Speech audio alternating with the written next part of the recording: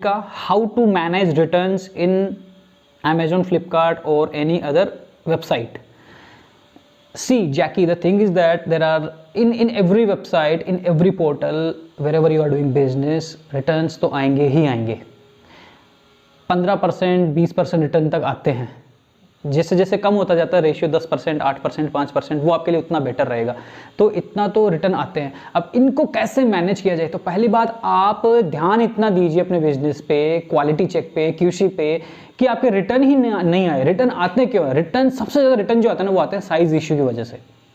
Size issue की वजह से रिटर्न आ रहा है। आप एक काम करो, उसमें जब भी आप माल डिस्पैच करते हो, माना कि ये बड़े बिजनेसमैन के लिए जिसके एक दिन के 1000 ऑर्डर, 500 ऑर्डर, 2000 ऑर्डर, 4000 ऑर्डर जा रहे हैं एक दिन के, तो उनके लिए ये काफ़ी कम्बरसम टास्क हो जाएगा कि एक एक आर्टिकल को चेक करके वो डिस्पैच करें। तो इसमें क्या होता है कि जो भी प्रोडक्ट, मान लीजिए आप कुर्ती बेच रहे हैं, अब कुर्ती जहाँ से बन के आती है, आपकी खुद की फैक्ट्री है या कहीं और से आप लेते हो, तो वहाँ पर आप क्यूसी, वहीं से आप माल खरीदिए। जो क्यूसी पे बहुत ध्यान देते हो, साइज़ की गलफत नहीं करते वो लोग, या आपकी फैक्ट्री में खुद बना रहे हो तो आपको क्यूसी पे बहुत ज़्यादा ध्यान देना है।